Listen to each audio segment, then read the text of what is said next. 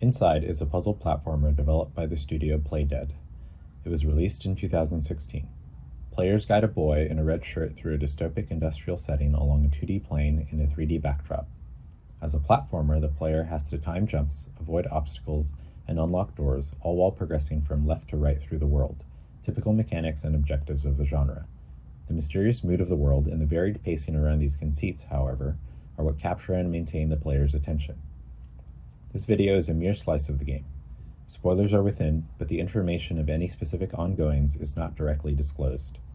This is not a review nor a pure analysis. What follows is an interpretation of the action within the game world, inspired by a striking room and an acoustic effect that is forever stuck in memory.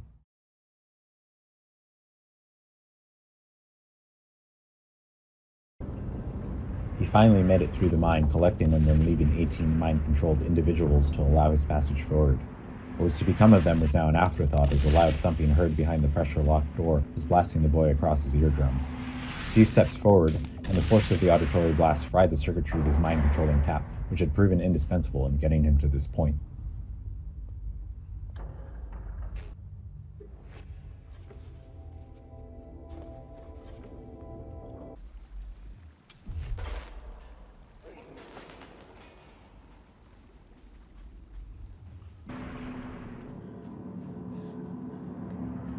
A crate lay in his path like numerous crates before that needed to be moved around to allow the boy to climb up.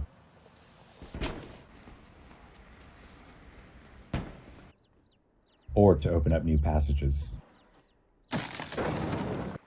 Or to be placed on a switch. Or even to provide cover. So he pushed. Upon the box being exposed, a glimpse into the danger of the sonic pulse came into view. The boy pondered the various contraptions and roundabout ways he managed to overcome them to get to this point. Whatever this industrial abyss presented now was altogether different. But moving forward to the right was all this young man knew after so many trials, so on he moved to the next barrier.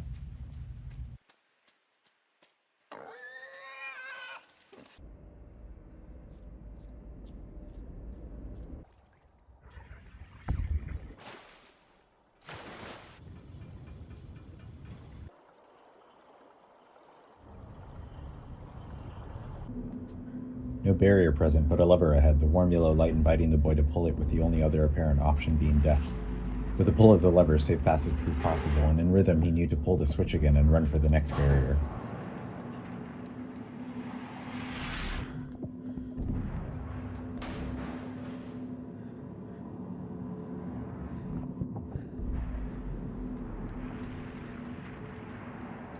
It was simple enough to arrive to this gigantic valve, but the boy was now confronted by a conundrum. He was about to absent-mindedly run for the ladder ahead, but he fortunately noticed another warm yellow light, as well as the fact that climbing the ladder would certainly take too long. He ran through several permutations in his head of possible outcomes to various strategies he could employ to safely climb the ladder. He was going to have to be careful. He was going to have to act on the plan that was difficult to envision. Did anyone really used to work here? He wondered over the perils of whatever that potential job could have been. One mistake navigating this place and my body explodes.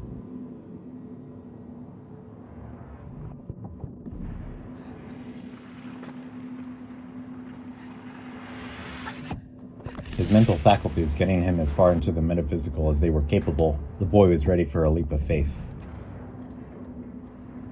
As he left his feet, the clanking, turning, and releasing of machinery buzzed around him, limbs flailing like a chick's wings on its first flight, the boy floating toward the unknown. The sounds of this giant room took on a different tone, the angels of this factory now ringing in a new chorus that propelled the boy forth. It was almost a dream state he embodied. Nothing could stop him, or so he felt. With confidence, the boy ran forward, assisted by the rotating valve once more.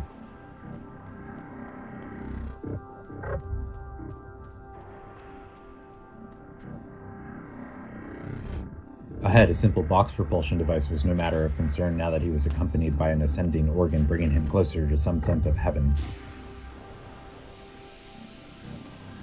Running past a doorway, an altogether unsurprisingly grim sight came into view. The drab grays of his environment reminded the boy he was actually progressing through a dystopic hell. The specter of hope, his state of euphoria, was instead faced by another in a series of unsettling reveals.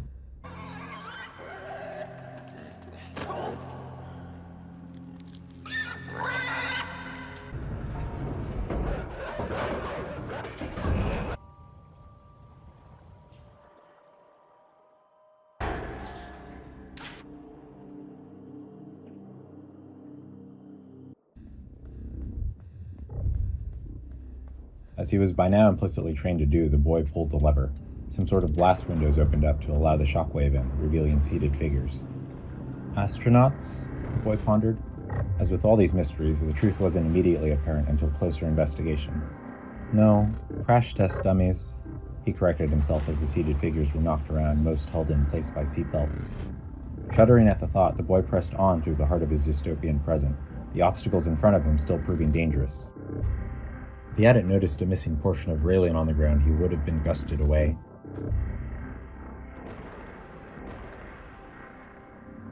Pulling the blast shield along the railing, he pondered even further on the machinery in the distance and what its possible use could be.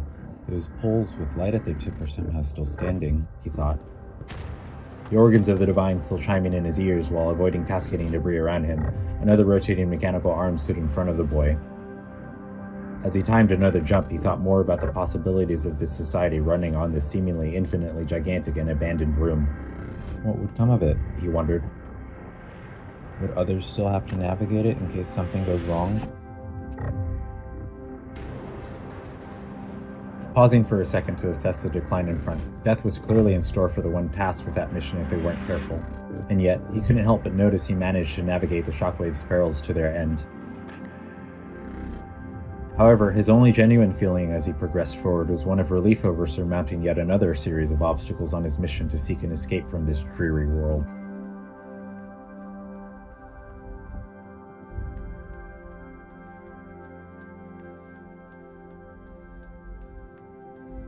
Finally, the end seemed near.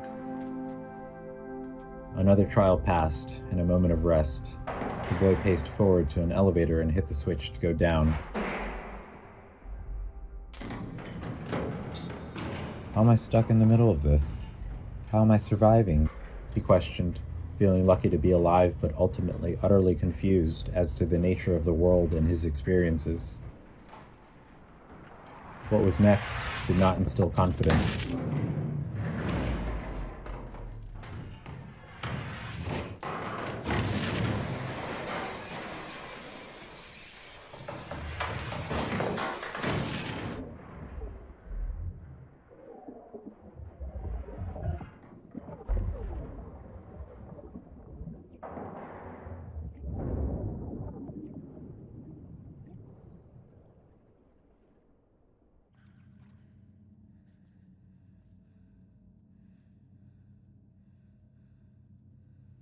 Once more, lucky to be alive. Once more, horrified at what was to come, yet incapable of not seeking a deeper truth.